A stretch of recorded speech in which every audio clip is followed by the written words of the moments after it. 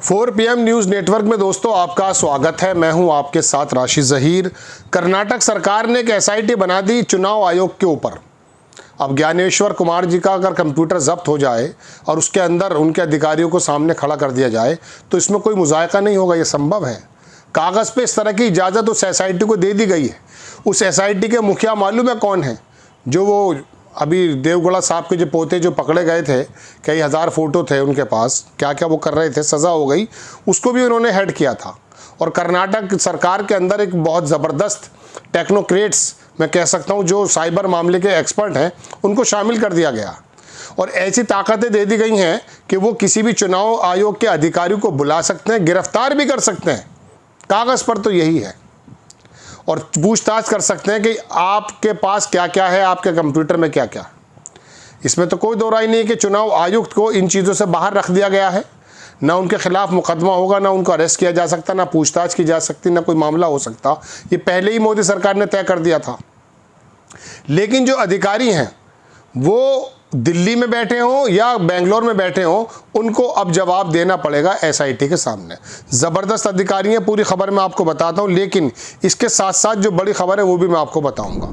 अखबार लिखता है कि वोट चोरी पर कर्नाटक सरकार का बड़ा फैसला, SIT करेगी आनंद विधानसभा मामले की जांच।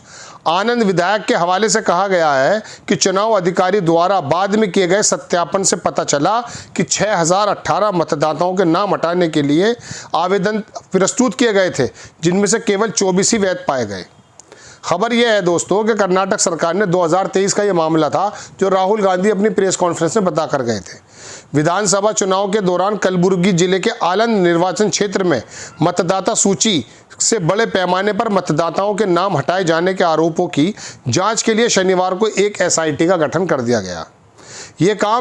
यह कदम कांग्रेस नेता राहुल गांधी के उस दावे के बाद उठाया गया जिसमें उन्होंने कहा था कि 2023 के चुनाव के दौरान आलंद निर्वाचन क्षेत्र में बड़ी संख्या में मतदाताओं के नाम हटाए गए थे और मुख्य निर्वाचन आयुक्त ज्ञानेश्वर कुमार वोट चोर को बचा रहे हैं। आलंद के विधायक ने इसको, मैं बता रहा हूँ, शिकायत की थी। अलग अलग मोबाइलों का नंबरों का उपयोग किया गया था। राज्य को भेजी जाएगी रिपोर्ट, फिर उसके बाद फिर वो आगे चलेगी। आप ये देखें दोस्तों कि SIT को भारतीय नागरिक सुरक्षा संहिता 2023 की धारा 2 के तहत पुलिस थाने के अधिकार दे दिए गए हैं, जो मैं अभी आपसे कह रहा था। और उसे कर्नाटक भर में भी सभी संबंधित मामलों की जांच करने का काम सौंपा गया है। ये सक्षम न्यायालयों को अपनी रिपोर्ट प्रस्तुत करेगी। रिपोर्ट राज्य सरकार को भेजी जाएगी। इसके अलावा दोस्तों मैं आपको बताना ये चाहता था कि जो अधिकारी इसके अंदर शामिल किए गए हैं उनका नाम शायद अखबार में नहीं है, लेकिन मैं आपको आगे SIT में पुलिस अधीक्षक स्तर के 2 अधिकारी सैदुलू अदावत और शुंभविता शामिल हैं। ये घटनाक्रम आलंद विधायक और BR पाटिल द्वारा पुलिस में शिकायत करने के बाद सामने आया।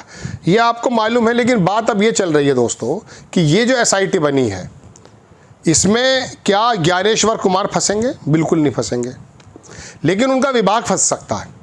जिस तरह से ये ED और IT और CBI छापे मार करके लोगों के कंप्यूटर को जब्त करती थी, SIT में इतनी ताकत है।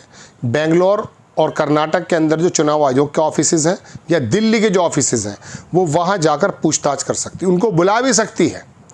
ये बात अलग है कि अड़ंगे कितने लगेंगे, लेकिन वो जहाँ जाकर के जो जो उनको चीज़ों की ज़रूरत थी वो उसको ले सकती है।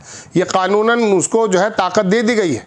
अब बात यह है कि अब अगर ज्ञानेश्वर कुमार के चुनाव आयोग के कंप्यूटर उनके कब्जे में आ गए और उसके अंदर ये पता चल गया कि कहाँ कहाँ क्या क्या हो रहा है, और ये खुला है SIT, यहाँ जाकर के कोई भी अपनी विधानसभा की जात बात भी बता सकता है।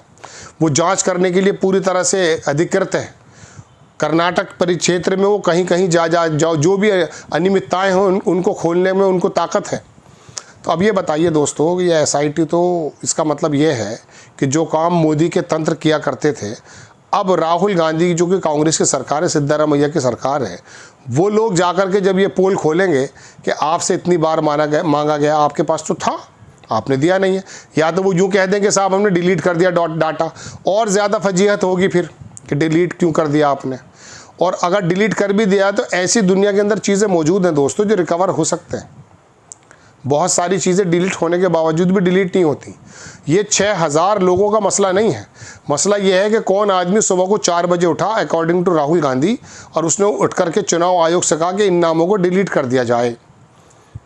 पता भी नहीं चलता, जैसा कि मैंने आपको बताया कि अगर BLO का चाचा नहीं होता और BLO के चाचा का नाम डिलीट करने वाला सामने वाला पड़ोसी वो कह रहा मुझे तो खबर ही नहीं है, फिर वहाँ जाके पता किया गया, उनको मालूम था, निचले अधिकारी जो थे उनको मालूम नहीं कि खेल कहाँ चल रहा है। यही वजह है कि राहुल गांधी ने आशंका जताई थी कि चुनाव आयोग का खेल या तो चुनाव आयोग के अंदर भी हो रहा है, हो सकता है बाहर भी हो। उनका कहना यह कि फुल प्रूफ है हमारा। अरे भाई, आज दुनिया के अंदर जब पेगासस दुनिया के अंदर उधम मचाकर डाले हुए हैं, बड़े बड़े जजेस और बड़े बड़े नेता आपके चंगुल में आ गए, उनके मोबाइल उनकी तमाम लैपटॉप कंप्रोमाइज़ कर दिए गए।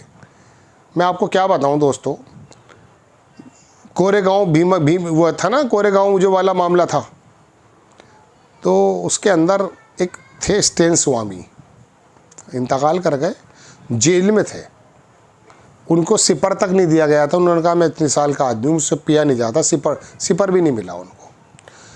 उनके कंप्यूटर में ही बाहर से कुछ डेटा डाला गया था, ये दिखाने के लिए कि गतिविधियां कहीं और हैं। तो दोस्तों बात यह है कि आज के वक्त में जो टेक्नोलॉजी इतनी ज़्यादा एडवांस हो चुकी है कि इंग्लैंड का मुझे प्राइम मिनिस्टर याद आता है, बोरिस, हाँ उसका नाम मेरे जहन से निकल रहा, आया था वो हम इंडिया में। उसने कहा नेतन्याहू मुझसे मिलने आया एक बार और उसने बाथरूम यूज़ किया और उसने वहाँ पर पेगासस लगा दिया। नेतन्याहू ने मेरे पर्सनल बाथरूम को इस्तेमाल करते हुए, उसी का बयान है, मेरा नहीं है। कितनी अजीब बात लगती है। जासूसी का काम इजराइल का प्राइम मिनिस्टर कर रहा है नेतन्याहू, कह कौन रहा है? बोरिस, इंग्लैंड का जो प्राइम मिनिस्टर था पूर्व। तो अब कुछ भी संभव हो सकता है। तो ऐसे में दोस्तों ये SIT जो बनी है, ये चुनाव आयोग की क्या बखिया उधेड़ देगी, ये उन चीज़ों को निकाल कर ले आएगी, उनके अधिकारियों को पकड़ लेगी, गिरफ्तार भी कर सकती है, हिरासत में भी ले सकती है। बड़ा शौक़ था आपको अपनी ED के माध्यम से लोगों को बुलाना, पत्रकारों के, नेताओं के, NGOs के चलाने वालों के, उनका उत्पीड़न करना, 8-8 घंटे 40-40 घंटे उनको बिठाकर बात करना।